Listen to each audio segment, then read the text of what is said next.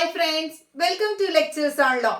അപ്പോൾ ഇന്ന് നമ്മൾ നോക്കുന്നത് കേരള ലോ എൻട്രൻസ് എക്സാമിനേഷൻ 2024 നിങ്ങൾ എഴുതി കഴിഞ്ഞു 3 ഇയറിന്റെയും അതോടൊപ്പം തന്നെ 5 ഇയറിന്റെയും LLB എൻട്രൻസ് എക്സാമിനേഷൻ കഴിഞ്ഞു. റിസൾട്ടിന് വേണ്ടി എല്ലാവരും വെയിറ്റ് ഒക്കെ ചെയ്തിരിക്കുകയാണ്. ആൻസർ കീ ഒക്കെ ചെക്ക് ചെയ്ത് ഞാൻ കാണുന്നുണ്ട് നിങ്ങളുടെ കമന്റ്സ് ഒക്കെ. ഇത്ര റാങ്ക് വന്നാൽ കിട്ടുമോ, ഇത്ര റാങ്ക് വന്നാൽ ഏതൊക്കെ റാങ്ക് വന്നാലാണ് ഗവൺമെന്റ് ലോ കോളേജിൽ അഡ്മിഷൻ കിട്ടുക, എത്ര റാങ്ക് വരെ വേണം പ്രൈവറ്റ് ലോ കോളേജിൽ അഡ്മിഷൻ കിട്ടാൻ എന്നുള്ള ചോദ്യങ്ങളൊക്കെ കാണുന്നുണ്ട്. അഡ്മിഷൻ കിട്ടാൻ എത്ര റാങ്ക് വേണം എന്നുള്ളതിനെ സംബന്ധിച്ച് ഗവൺമെന്റ് ലോ കോളേജിലും 3 ഇയർ LLBക്കും 5 ഇയർ LLBക്കും എത്ര റാങ്ക് വരെ വന്നാൽ അഡ്മിഷൻ കിട്ടും എന്നതിനെ സംബന്ധിച്ച് നമ്മൾ 2 വീഡിയോ ആയിട്ട് ചെയ്തിട്ടുണ്ടായിരുന്നു. ഓരോ കാറ്റഗറിയിലുള്ളവർക്കും എങ്ങനെ കിട്ടുമെന്നും പറഞ്ഞ് എത്രയൊക്കെ റാങ്ക് വരെയാണ് ലാസ്റ്റ് റാങ്ക് കഴിഞ്ഞ വർഷം എടുത്തത് എന്നതിനെ സംബന്ധിച്ച് 3 ഇയറിനും സംബന്ധിച്ച് ഞാൻ ഇട്ടിട്ടുണ്ടായിരുന്നു, 5 ഇയറിനെ സംബന്ധിച്ചുള്ള വീഡിയോസ് ഇട്ടിട്ടുണ്ടായിരുന്നു. അപ്പൊ ഈ 2 വീഡിയോ നിങ്ങൾക്ക് കണ്ടു നോക്കി ഏറെക്കുറെ ഒരു ധാരണയിൽ എത്താവുന്നതാണ്. നിങ്ങൾ ഭയങ്കര ടെൻസ്ഡ് ആണെന്ന് എനിക്കറിയാം. റാങ്ക് എങ്ങനെയാവും, എത്ര റാങ്ക് വന്നാൽ കിട്ടും എന്നൊക്കെ. ഇപ്പൊ റാങ്കിനെ സംബന്ധിച്ച് അങ്ങനെയാണ് വരുന്നത്. പക്ഷെ അതിൽ പറയുന്ന മാർക്ക്, ആ 2 വീഡിയോയിൽ ഞാൻ പറയുന്ന മാർക്ക് ഔട്ട് ഓഫ് 600 വരുന്ന മാർക്കാണ്. കാരണം നമ്മുടെ എക്സാമിനേഷൻ 200 ക്വസ്റ്റ്യൻസ് ആയിരുന്നു നേരത്തെ കഴിഞ്ഞ വർഷം വരെയുള്ള പാറ്റേൺ. പക്ഷെ ഇപ്പൊ 120 ക്വസ്റ്റ്യൻ ആണ്, 360 മാർക്കാണ്. നിങ്ങൾക്ക് എല്ലാവർക്കും അറിയാം, നിങ്ങൾ എഴുതിയതാണ്. 360 എന്നാണ് മാർക്ക് വരുന്നത്. അപ്പൊ അതുകൊണ്ട് തന്നെ മാർക്കിൽ വാല്യുവേഷന് ഡിഫറൻസ് വരും. കാരണം മാർക്ക് അതനുസരിച്ച് ഡിഫറൻസ് ഉണ്ടാവും. കാരണം കഴിഞ്ഞ വർഷം ഇത്ര മാർക്ക് കിട്ടിയ കുട്ടിക്ക് കിട്ടി, 360 മാർക്ക് കിട്ടിയ കുട്ടിക്ക് കിട്ടിയെങ്കിൽ ഇത്തവണ 360 ടോപ്പ്. അപ്പൊ അങ്ങനെയുള്ള ഒരു വ്യത്യാസമുണ്ട്. അപ്പൊ അത് നിങ്ങൾ മനസ്സിലാക്കുക.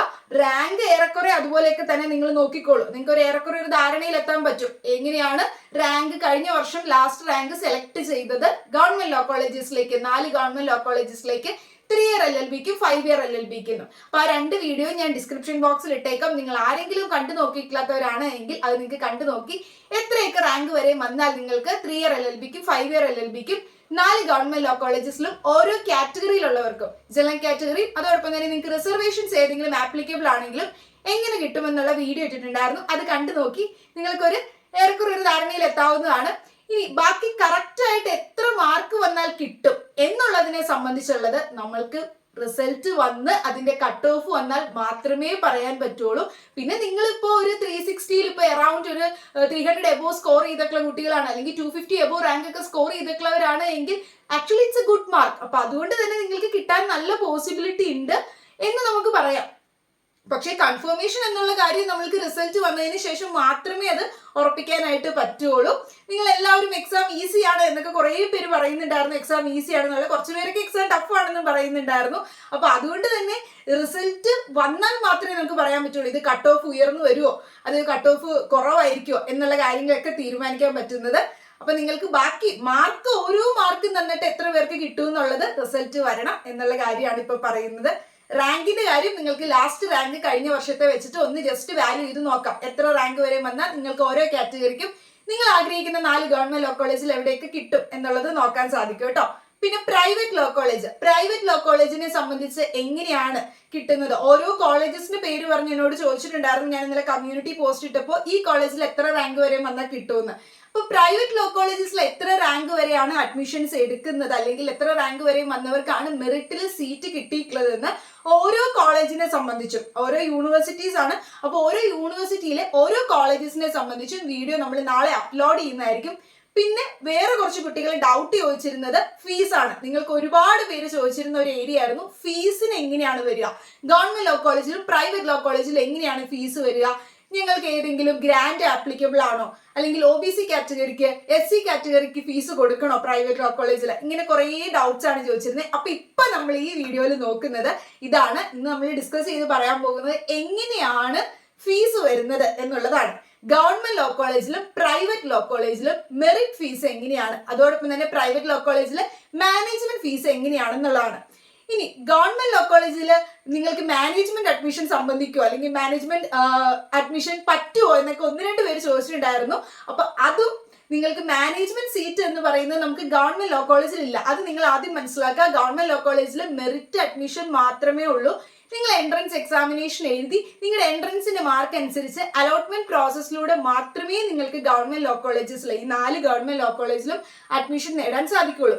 അവിടെ റിസർവേഷൻസ് ആപ്ലിക്കബിളും ആണ്. നിങ്ങളുടെ റിസർവേഷൻ അനുസരിച്ച് നിങ്ങളുടെ റാങ്കിലൊക്കെ വ്യത്യാസം വരും. നിങ്ങൾക്ക് ഇപ്പോൾ സപ്പോസ് നിങ്ങൾ ഇന്ന റിസർവേഷനിൽ വരുന്ന ഒരു കുട്ടിയാണെങ്കിലും നിങ്ങൾക്ക് ചിലപ്പോൾ റാങ്ക് കുറവാണെങ്കിലും അഡ്മിഷൻ കിട്ടിയേക്കാം. അതൊക്കെ ഓൾറെഡി നിങ്ങൾക്ക് അറിയാവുന്ന കാര്യമാണ്. അപ്പൊ അങ്ങനെയാണ് അതിന്റെ കാര്യങ്ങൾ വരുന്നത്. അതല്ലാതെ മാനേജ്മെന്റ് സീറ്റ് ഗവൺമെന്റ് ലോ കോളേജസിൽ ഇല്ല എന്നുള്ള കാര്യവും മനസ്സിലാക്കാം.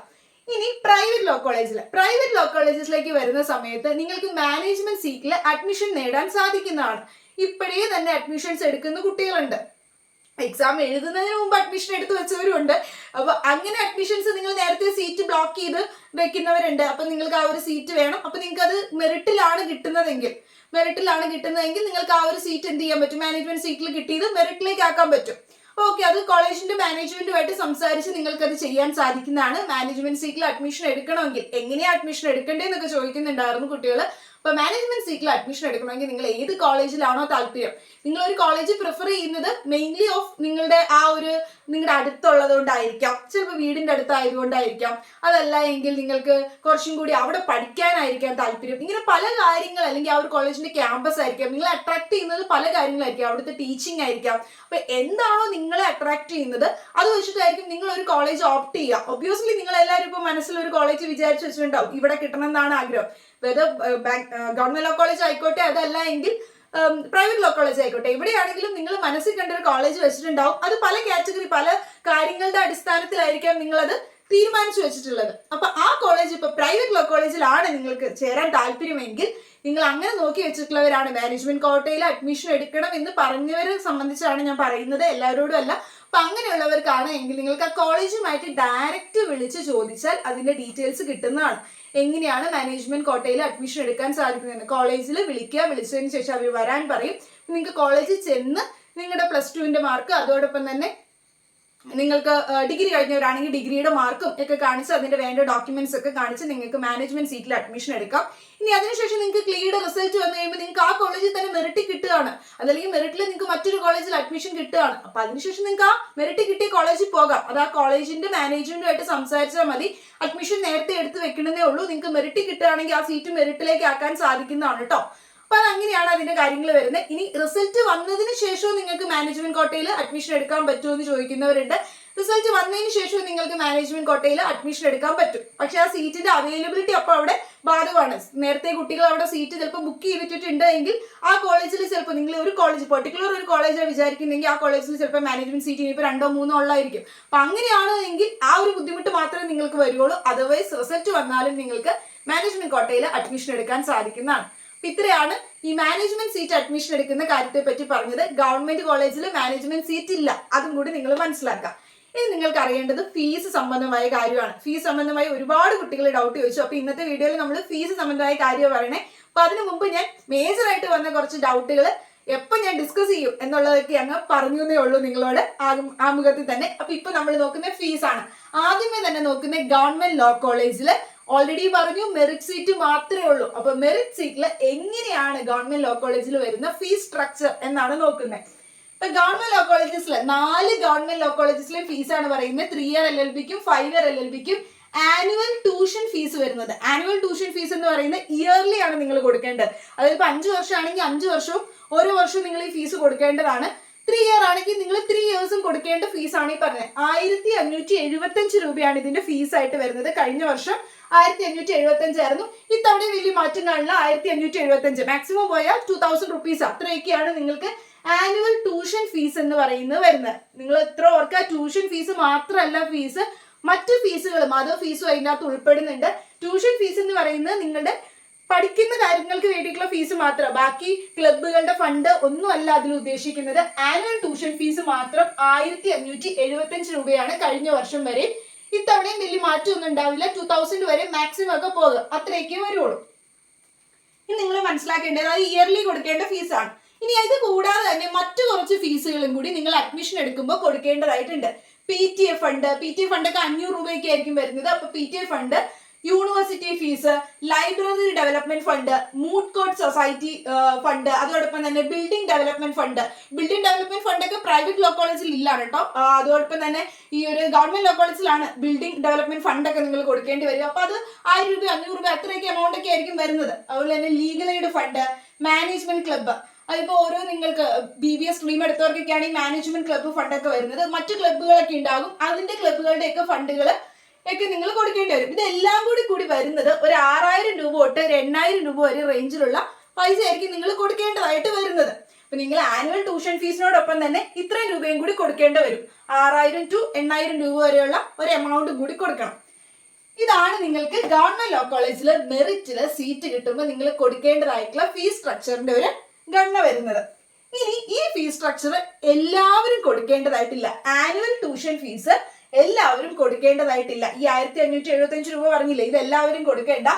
SC category, ST category, OEC category, OBH other backward Hindu, OBH other backward Hindu കാറ്റഗറിയാണ്. അപ്പോൾ SC, ST, OEC other backward Hindu and also fishermen reservation ഉള്ളത്. ഫിഷർമെന്റെ ചിൽഡ്രൻ ആരും എന്നോട് ഒരാൾ ഡൗട്ട് വെച്ചിട്ടുണ്ടായിരുന്നു. അപ്പോൾ ഫിഷർമെന്റെ ചിൽഡ്രന് റിസർവേഷൻ ഉണ്ട് എങ്കിൽ നിങ്ങൾ അതിന്റെ ആ ഒരു സർട്ടിഫിക്കറ്റ് ഫിഷർമെൻ ഡിപ്പാർട്ട്മെന്റിൽ നിന്നുള്ള സർട്ടിഫിക്കറ്റ് അപ്ലോഡ് ചെയ്തിരിക്കണം.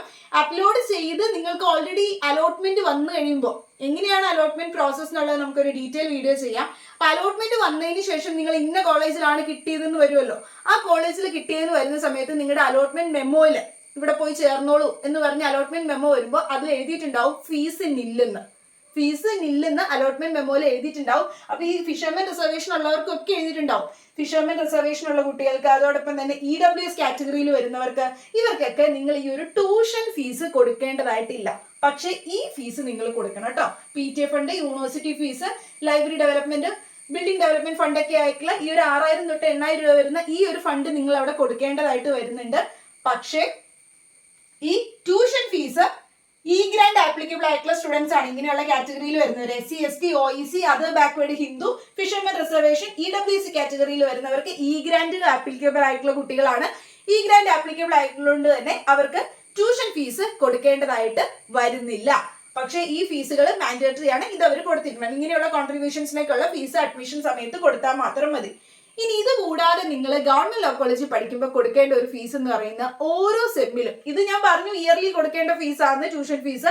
ഇനി ഇത് കൂടാതെ നിങ്ങൾ കൊടുക്കേണ്ട ഓരോ സെമ്മിലും പരീക്ഷ എഴുതാൻ നേരത്ത്, പരീക്ഷ ഡിക്ലെയർ ചെയ്യുമ്പോൾ, നിങ്ങൾ അതിപ്പോൾ ഞാൻ ജസ്റ്റ് പറഞ്ഞു പോകുന്നുള്ളൂ, കോളേജ് ജോയിൻ ചെയ്ത് കഴിഞ്ഞിട്ട് നിങ്ങൾക്ക് ഫസ്റ്റ് സെം എക്സാം എപ്പോഴാണ് ഡിക്ലെയർ ചെയ്യുന്നത് ആ സമയത്ത് നിങ്ങൾക്ക് ഒരു 850 രൂപയൊക്കെ ഫീസ് ആയിട്ട് കൊടുക്കേണ്ടി വരും പരീക്ഷ എഴുതാനായിട്ട്. അത് നിങ്ങളുടെ മാർക്ക് ലിസ്റ്റിന്റെ ഫീസായിട്ട് നിങ്ങൾ കണക്കാക്കിയാൽ മതി.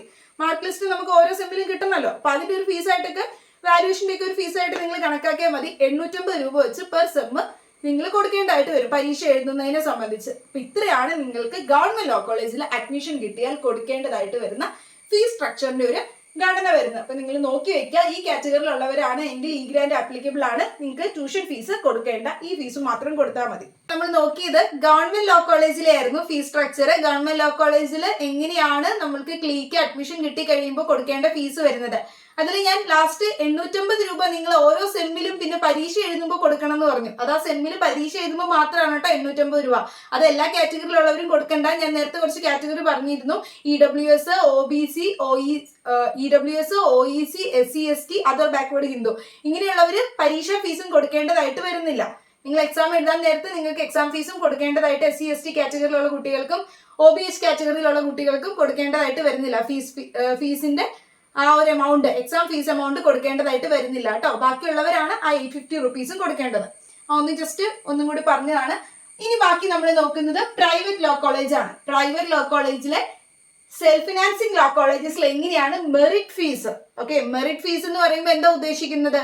മെറിറ്റ് ഫീസ് എന്ന് പറയുമ്പോഴേക്കും നമ്മൾ കോളേജിൽ നിങ്ങൾക്ക് ഈ മെറിറ്റ് ഫീസ് മാനേജ്മെന്റ് ഫീസ് മാറിപ്പോരുത്. മെറിറ്റ് ഫീസ് എന്ന് പറയുമ്പോൾ ഉദ്ദേശിക്കുന്നത് ഇത്രയേ ഉള്ളൂ, നിങ്ങൾ അലോട്ട്മെന്റ് വഴിയായിട്ട് ആ കോളേജിൽ അഡ്മിഷൻ എടുത്തത്. അതായത് നിങ്ങൾ ക്ലീയുടെ എക്സാം എഴുതി, എൻട്രൻസ് എക്സാമിനേഷൻ എഴുതിയവർക്ക് മാത്രമേ ഈ മെറിറ്റ് അഡ്മിഷൻ കിട്ടുകയുള്ളൂ കേട്ടോ. അപ്പൊ എൻട്രൻസ് എഴുതി നിങ്ങൾ ഈ ഒരു കോളേജിൽ അലോട്ട്മെന്റ് വഴിയായിട്ട്, നിങ്ങൾ അലോട്ട്മെന്റ് വെക്കുന്ന സമയമൊക്കെ വരും. കുറച്ച് കഴിയുമ്പോൾ നിങ്ങളുടെ റിസൾട്ട് വന്നിട്ട് നിങ്ങളുടെ റാങ്ക് ലിസ്റ്റ് ഒക്കെ വന്നതിന് ശേഷം നിങ്ങൾക്ക് ആ ഒരു അലോട്ട്മെന്റ് വെക്കുന്ന ടൈം വരും. അപ്പൊ അലോട്ട്മെന്റ് വെക്കുന്ന സമയം വരുമ്പോൾ നിങ്ങൾക്ക് അലോട്ട്മെന്റ് വെക്കാം. വെച്ചിട്ട് നിങ്ങൾക്ക് ഇഷ്ടമുള്ള, നിങ്ങൾക്ക് പ്രിഫർ ചെയ്യുന്ന കോളേജസ് ഓർഡർ അനുസരിച്ച് വെക്കാം. ഫസ്റ്റ് ഈ കോളേജ്, സെക്കൻഡ് ഈ കോളേജ്, നിങ്ങൾക്ക് ഇഷ്ടമുള്ള അത്രയും കോളേജസ് വെക്കാം. ഇതിനുശേഷം എല്ലാ കോളേജും വെക്കാം ഓർഡർ അനുസരിച്ച്. അപ്പൊ അതിന് വെച്ചതിന് ശേഷം നിങ്ങൾക്ക് നിങ്ങളുടെ മാർക്കും റാങ്കും കട്ട് ഓഫും ഒക്കെ അനുസരിച്ച് നിങ്ങൾക്ക് കോളേജസിൽ കിട്ടിക്കഴിയുമ്പോഴാണ് നിങ്ങൾ പോയി ചേരേണ്ടത്. അപ്പൊ അങ്ങനെ മെറിറ്റിന്റെ അടിസ്ഥാനത്തിൽ നിങ്ങൾക്ക് ഇപ്പൊ സപ്പോസ് ഒരു പ്രൈവറ്റ് സെൽഫ് ഫിനാൻസ് ലോ കോളേജിലാണ് കിട്ടുന്നതെങ്കിൽ, റാങ്കിന്റെ അടിസ്ഥാനത്തിൽ കിട്ടുന്നതെങ്കിൽ നിങ്ങൾക്ക് എത്ര ഫീസ് കൊടുക്കേണ്ടതായിട്ട് വരും, അതാണ് നമ്മൾ നോക്കുന്നത്. മെറിറ്റ് ഫീസിൽ വരുന്നത് പ്രൈവറ്റ് ലോ കോളേജസിലേക്ക് വരുന്നത് ഓരോ കോളേജ് ഡിപ്പെൻഡ് ചെയ്ത് മാറിക്കൊണ്ടിരിക്കും ഫീസ്. അപ്പൊ ഞാൻ എല്ലാ കോളേജിലും വ്യത്യാസമുണ്ട്. അപ്പൊ ഞാൻ ഈ ഒരു എന്താണ് കോമൺ ആയിട്ടുള്ള ഒരു സ്ട്രക്ചർ വെച്ചിട്ടാണ് പറയുന്നത്. കുറച്ച് വ്യത്യാസം അങ്ങോട്ടും ഇങ്ങോട്ടും വരുമോ, ചിലടത്ത് ഒരു 1000 രൂപ ഉള്ളായിരിക്കും, ചിലടത്ത് 2000 രൂപ ഉള്ളായിരിക്കും, അങ്ങനെ ഒരു ഡിഫറൻസേ വരുവുള്ളൂ. നിങ്ങൾ ഇത് മനസ്സിലാക്കിയിരിക്കാം. Merit fees private self finance law കോളേജസിൽ. ആനുവൽ ട്യൂഷൻ ഫീസ് വരുന്നത്, ആനുവൽ ട്യൂഷൻ ഫീസ് എന്ന് പറയുമ്പോൾ എന്തായിരിക്കും, പെർ ഇയർ ആണ് കാൽക്കുലേറ്റ് ചെയ്യുന്നത്. എല്ലാ വർഷവും നിങ്ങൾ ഈ ആനുവൽ ഫീസ് കൊടുക്കണം. എല്ലാ വർഷം കൊടുക്കണം. 5 വർഷമാണെങ്കിൽ 5 വർഷവും കൊടുക്കേണ്ടതാണ്. അതോടൊപ്പം തന്നെ 3 ഇയേഴ്സ് ആണെങ്കിൽ 3 ഇയറും കൊടുക്കണം. ആനുവൽ ട്യൂഷൻ ഫീസ് വരുന്നത് 35,000 തൊട്ട് 40,000 രൂപ വരെയാണ് വരുന്നത്. 35,000 ആണ് സ്റ്റാർട്ട് ചെയ്യുന്നത്, 40,000 വരെ. പല കോളേജസിലും ഡിഫറെന്റ് ഉണ്ടാവും. അതാണ് ഞാൻ ഒരു 40,000 വരെ ഇട്ടത്. ചില കോളേജിൽ 36,000. ഇപ്പൊ SNLC പൂത്തോട്ടൊക്കെയാണ് നോക്കുന്നതെങ്കിൽ 1-2 പേര് എന്നോട് ചോദിച്ചത്. ഞാൻ പഠിച്ച കോളേജാണ് SNLC പൂത്തോട്ടം. അപ്പൊ അതുകൊണ്ട് എന്നോട് ചോദിച്ചിട്ടുണ്ടായിരുന്നു. അപ്പൊ അവിടെയൊക്കെ വരികയാണെങ്കിൽ 36,000, അറൌണ്ട് 36,000 ആണ് വരുന്നത് ഫീസ്. അപ്പൊ 35,000 തൊട്ട് 40,000 രൂപ വരെയാണ് ആനുവൽ ആയിട്ടുള്ള ട്യൂഷൻ ഫീസ്, പഠിക്കാൻ വേണ്ടി കൊടുക്കുന്ന ഫീസ് മാത്രം, ട്യൂഷൻ ഫീസ് മാത്രമായിട്ട് വരുന്നത്. ഇത് നിങ്ങൾ എല്ലാ വർഷവും കൊടുക്കേണ്ടതാണ്. ഇനി ഓരോ കോളേജിലും എത്രയാണ് ആനുവൽ ട്യൂഷൻ ഫീസ് എന്ന് അറിയണമെന്നുണ്ടെങ്കിൽ നിങ്ങൾക്ക് ഏത് കോളേജിലാണോ അഡ്മിഷൻ കിട്ടിയത്, അല്ലെങ്കിൽ ഏത് കോളേജിലാണോ നിങ്ങൾ നോക്കുന്നത് ജോയിൻ ചെയ്യാനായിട്ട്, അപ്പൊ ആ കോളേജിന്റെ വെബ്സൈറ്റിൽ എടുത്തിട്ട് നിങ്ങൾ ഫീസ് സ്ട്രക്ചർ നോക്കിയാൽ മതി. കോളേജിന്റെ വെബ്സൈറ്റ് നിങ്ങൾ ഗൂഗിളിൽ അടിക്കുമ്പോൾ ഫീസ് സ്ട്രക്ചർ ഉണ്ടാവും. ഫീസ് സ്ട്രക്ചർ എടുക്കുമ്പോൾ തന്നെ നിങ്ങൾക്ക് മെറിറ്റ് ഫീസും മാനേജ്മെന്റ് ഫീസും കൊടുത്തിട്ടുണ്ടാകും എല്ലാ കോളേജിന്റെയും വെബ്സൈറ്റിൽ. ഇനി കൊടുത്തിട്ടില്ലെങ്കിൽ തന്നെ നിങ്ങൾ അവരെ കോൺടാക്ട് ചെയ്ത് കൊടുത്തിട്ടുണ്ടാവും എല്ലാ കോളേജസിന്റെയും വെബ്സൈറ്റിൽ. ഇൻ കേസ് നിങ്ങൾ കൊടുത്തിട്ടില്ല എങ്കിൽ നിങ്ങൾ വിളിച്ചു ചോദിച്ചാൽ മതി മെറിറ്റ് ഫീസ് എങ്ങനെയാണ്, മാനേജ്മെന്റ് ഫീസ് എങ്ങനെയാണ്. കോളേജിൽ അതിനനുസരിച്ചുള്ള ഡീറ്റെയിൽസ് നിങ്ങൾക്ക് പ്രോപ്പർ ആയിട്ട് കിട്ടുന്നതായിരിക്കും. അപ്പൊ ഇപ്പൊ അറൌണ്ട് ആയിട്ടുള്ള ഒരു ഡീറ്റെയിൽസ് ആണ് പറയുന്നത്. 35,000 തൊട്ട് 40,000 വരെയുള്ള റേഞ്ചിലായിരിക്കും ആനുവൽ ട്യൂഷൻ ഫീസ് മെറിറ്റിൽ അഡ്മിഷൻ കിട്ടിയ ഒരു കുട്ടിക്ക് കൊടുക്കേണ്ടതായിട്ട് വരുന്നത്. പിന്നെ പറയുന്നത് സ്പെഷ്യൽ ഫീസ് ആണ്. സ്പെഷ്യൽ ഫീസ് ഒരു 5,000 രൂപ കൊടുക്കണം. പിന്നെ അതോടൊപ്പം തന്നെ കോഷൻ ഡെപ്പോസിറ്റ് 5,000 രൂപ കോഷൻ ഡെപ്പോസിറ്റ്, പിന്നെ റീഫണ്ടബിൾ ഡെപ്പോസിറ്റ് 50,000 രൂപ. ഇങ്ങനെയാണ് നിങ്ങൾ കൊടുക്കേണ്ടതായിട്ട് വരുന്നത്. റീഫണ്ടബിൾ ആയിട്ടുള്ള ഡെപ്പോസിറ്റ് 50,000 രൂപയും കോഷൻ ഡെപ്പോസിറ്റ് 5,000. ഈ പൈസ നിങ്ങൾക്ക് കിട്ടും കേട്ടോ. കോഷൻ ഡെപ്പോസിറ്റും റീഫണ്ടബിൾ ഡെപ്പോസിറ്റും നിങ്ങൾക്ക് പോരുന്ന സമയത്ത് തിരിച്ചു കിട്ടും. റീഫണ്ട് ചെയ്ത് നിങ്ങൾക്ക് തിരിച്ചു കിട്ടുന്ന എമൗണ്ട് ആണ്. ഈ 50,000 രൂപ വൺ ടൈം പേയ്മെന്റ് ആണ്. നിങ്ങൾ ആ ഒരു ഫസ്റ്റ് വർഷം നിങ്ങൾ ചെല്ലുമ്പോൾ ജോയിൻ ചെയ്യുമ്പോൾ കൊടുക്കേണ്ടതാണ്. മെറിറ്റിൽ അഡ്മിഷൻ കിട്ടുന്ന സമയത്ത് ഇത് നിങ്ങൾക്ക് തിരിച്ചു കിട്ടും. ഈ 50,000 രൂപയും അതോടൊപ്പം തന്നെ 5,000 രൂപ കോഷൻ ഡെപ്പോസിറ്റ് കൊടുക്കുന്നതും നിങ്ങൾക്ക് പോരുമ്പോൾ തിരിച്ചു കിട്ടുന്ന എമൗണ്ട് ആണ്. പിന്നെ സ്പെഷ്യൽ ഫീസും അതോടൊപ്പം തന്നെ ആനുവൽ ആയിട്ടുള്ള ട്യൂഷൻ ഫീസും പെർ ഇയർ നിങ്ങൾ കൊടുക്കേണ്ടതാണ്. അത് നിങ്ങൾ ഓർത്തിരിക്കുക. ഈ ആനുവൽ ട്യൂഷൻ ഫീസ് ആണ് നിങ്ങൾ പെർ ഇയർ കൊടുക്കേണ്ടതായിട്ടുള്ള എമൗണ്ട് ആയിട്ട് വരുന്നത്. ബാക്കിയൊക്കെ നിങ്ങൾ ഫസ്റ്റ് ഇയർ ചെല്ലുമ്പോൾ കൊടുക്കേണ്ടതായിട്ട് വരുന്ന ഫീസാണ്. അതിൽ കോഷൻ ഡെപ്പോസിറ്റും റീഫണ്ടബിൾ ആയിട്ടുള്ള ഡെപ്പോസിറ്റ് 50,000 റുപ്പീസ് നിങ്ങൾ പോരുന്ന സമയത്ത് തിരിച്ചു കിട്ടുന്നതായിരിക്കും. ഇനി അടുത്തത് വേണ്ടത് PTA ഫണ്ടാണ്. ഇനി ഇത് മാത്രമല്ല ഫീസ് ഉണ്ട്, PTA ഫണ്ട് ഉണ്ട്. PTA ഫണ്ട് നിങ്ങൾ ഫസ്റ്റ് ഇയറിൽ മാത്രം കൊടുത്താൽ മതി. അതോടൊപ്പം തന്നെ library, mood court, PTA fund ഒക്കെ എന്ന് പറയുന്നത് ഓരോ കോളേജിലും ഡിപ്പെൻഡ് ചെയ്തിട്ടിരിക്കും. 500 രൂപയാണ് SNLC-യിലൊക്കെ ആണെങ്കിൽ വരുന്നത്. ഞാൻ പഠിച്ച കോളേജ് ആയതുകൊണ്ടാണ് കേട്ടോ അത് പറയുന്നത്. ഓക്കെ, അപ്പോൾ PTA ഫണ്ട് ഫസ്റ്റ് ഇയർ അവിടെ വരുന്നത്. ഇനി library, mood court, management club, legal aid ക്ലബിന്റെ, അതുപോലെ തന്നെ യൂണിവേഴ്സിറ്റി ഫീസ് ഒക്കെ ആ യൂണിവേഴ്സിറ്റി അനുസരിച്ച്, യൂണിവേഴ്സിറ്റി ഒക്കെ ആണെങ്കിൽ ഒരു 1,000-1,200 രൂപയൊക്കെ യൂണിവേഴ്സിറ്റി ഫീസും വരുന്നുണ്ട്. അപ്പൊ അങ്ങനെയുള്ള യൂണിവേഴ്സിറ്റി ഫീസൊക്കെ ഉൾപ്പെടെയായിട്ട് 6,000 തൊട്ട് 8,000 രൂപ വരെയാണ് നിങ്ങൾ ആ കൊടുക്കേണ്ടതായിട്ട് വരുന്ന എമൗണ്ട്. ഓരോ കോളേജ് അനുസരിച്ച് ഡിപ്പെൻഡ് ചെയ്ത് വരും. മൂഡ് കോർട്ട് ഫീസും കാര്യങ്ങളും ഒക്കെ ഡിപ്പെൻഡ് ചെയ്ത് മാറിക്കൊണ്ടിരിക്കും. മാനേജ്മെന്റ് ക്ലബിന്റെ ഫീസൊക്കെ. അപ്പൊ 6,000 തൊട്ട് 8,000 രൂപ വരെയാണ് ആ എമൗണ്ടും നിങ്ങൾ കൊടുക്കേണ്ടത്. അപ്പൊ 6,000 to 8,000 വരെയുള്ള എമൗണ്ട് എന്ന് പറയുമ്പോൾ ഓരോ കോളേജിലും ഡിഫറെന്റ് ആണ്. ഞാൻ പറഞ്ഞു, ഓരോ യൂണിവേഴ്സിറ്റി അനുസരിച്ചും അത് ഡിഫറെന്റ് ഉണ്ടായിരിക്കും. ഇപ്പൊ പൂത്തോട്ടെ വെച്ചിട്ട് ഞാൻ പറയുകയാണെങ്കിൽ 6,700 ആ ഒരു റേഞ്ചിലൊക്കെയാണ് നിങ്ങൾ കൊടുക്കേണ്ടതായിട്ട് വരുന്നത്. അപ്പൊ അതാണ് 6,000 to 8,000 ഒക്കെ ഇട്ടേക്കുന്നത്. ആ ഒരു റേഞ്ചിലായിരിക്കും നിങ്ങൾ കൊടുക്കേണ്ടതായിട്ട് വരുന്ന ഫീസ്. ഇതാണ് നിങ്ങൾ മെറിറ്റ് ഫീസിലാണ് നിങ്ങൾക്ക് ഒരു സെൽഫ് ഫിനാൻസ് ലോ കോളേജിൽ അഡ്മിഷൻ കിട്ടുന്നതെങ്കിൽ നിങ്ങൾ കൊടുക്കേണ്ടതായിട്ട് വരുന്ന ഫീസ്. പിന്നെ ഓരോ കോളേജിന്റെയും വെബ്സൈറ്റിൽ ഫീസ് ഇട്ടിട്ടുണ്ടാവും. അത് ഓരോ വർഷവും അപ്ഡേറ്റ് ചെയ്തിട്ടുണ്ടാവും. അപ്പൊ നിങ്ങൾക്ക് അപ്ഡേറ്റ് ചെയ്ത് 2024 ഫീസാണ് അവിടെ ഇട്ടേക്കുന്നതെങ്കിൽ ആ ഒരു സൈറ്റ് കൊടുത്തിരിക്കുന്ന ഫീസിനേക്കാൾ കൂടുതൽ നിങ്ങളുടെ അടുത്ത് പൈസ വാങ്ങില്ല കേട്ടോ. അപ്പൊ സൈറ്റ് കൊടുത്തിരിക്കുന്ന ഫീസ് എത്രയാണ് എമൗണ്ട് കോളേജിന്റെ വെബ്സൈറ്റിൽ, അതിൽ കൂടുതൽ നിങ്ങളോട് വാങ്ങില്ല. പക്ഷെ 2 വർഷം മുമ്പത്തേക്കാണ് അവിടെ ഇട്ടേക്കുന്നതെങ്കിൽ വർഷമായിട്ട് അപ്ഡേറ്റ് വരുന്നുണ്ട് ഫീസിൽ. അപ്പൊ അത് നിങ്ങളൊന്ന് നോക്കുക. കോളേജിൽ കോൺടാക്ട് ചെയ്താൽ മതി, നിങ്ങൾക്കത് ഈസി ആയിട്ട് ആക്സസ് ചെയ്യാനായിട്ട് സാധിക്കും. അപ്പൊ ഇതാണ് ഏറെക്കുറെ ഒരു റേഞ്ച് വരുന്നത് ഫീസ് സ്ട്രക്ചറിൽ മെറിറ്റ് ഫീസ് പ്രൈവറ്റ് ലോ കോളേജസിലേക്ക് വരുന്നത്.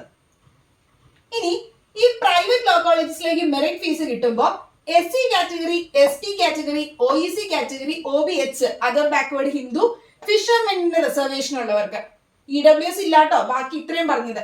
SC ST OEC OBH fisherman ഈ കാറ്റഗറിയിൽ വരുന്നവർക്ക് നിങ്ങൾക്ക് കോഷൻ ഡെപ്പോസിറ്റും PTA യൂണിവേഴ്സിറ്റി ഫീസും മാത്രം കൊടുത്താൽ മതി. അതായത് കോഷൻ ഡെപ്പോസിറ്റ് ഞാൻ ഈ പറഞ്ഞ 5000 രൂപ, അതോടൊപ്പം തന്നെ ഈ പിന്നെ അടുത്ത് വരുന്നത് PTA ഫണ്ട് വരുന്നത് ഒരു 500 രൂപയ്ക്കാണ് വരുന്നത്. അപ്പൊ കോഷൻ ഡെപ്പോസിറ്റും അതുപോലെ തന്നെ PTA ഫണ്ടും യൂണിവേഴ്സിറ്റി ഫീസ്, യൂണിവേഴ്സിറ്റി അനുസരിച്ച് ഫീസിന് ഡിഫറൻറ്റ് വരും. ഇപ്പൊ ഇവിടേക്ക് ആണെങ്കിൽ 1200 സംതിങ് ഒക്കെയാണ് വരുന്നത്. അപ്പൊ അങ്ങനെയുള്ള ഫീസും കൂടി കൊടുക്കണം.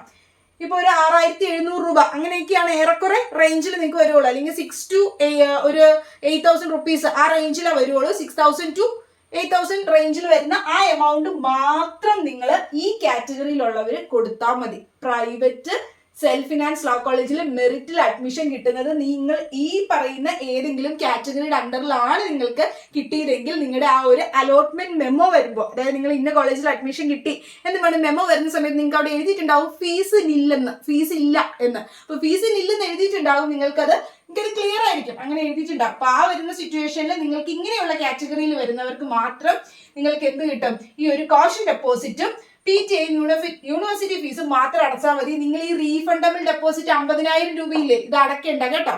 റീഫണ്ടബിൾ ഡെപ്പോസിറ്റ് 50000 രൂപ അടയ്ക്കുകയും വേണ്ട, അതും കൂടി ഓർത്തിരിക്കുക. നിങ്ങൾ ഈ ഫീസ് മാത്രം അടച്ചാൽ മതി. 5000 രൂപയും PTA യൂണിവേഴ്സിറ്റി ഫീസുമായിട്ടുള്ള ഈ ഒരു 6700 രൂപ സംതിങ്, അല്ലെങ്കിൽ 6 to 8000 രൂപ വരെയും വരുന്ന ആ ഒരു 6000 to 8000 വരെയുള്ള ഫീസ് അടച്ചാൽ മതി. നിങ്ങൾക്ക് ട്യൂഷൻ ഫീസും ഇല്ല.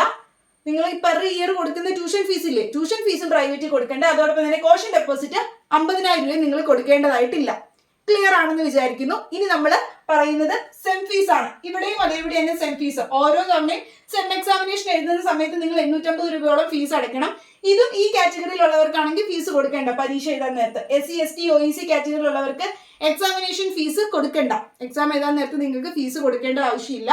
അതല്ലാത്തവർക്ക് ഈ ഒരു സെം ഫീസ് ഓരോ തവണയും എക്സാം വരുമ്പോൾ കൊടുത്താൽ മതി. അപ്ലൈ ചെയ്യാനായിട്ട് എക്സാം വരുന്ന സമയത്ത് 850 രൂപയോളം പെർ സെം എക്സാമിന് കൊടുക്കേണ്ടതാണ്.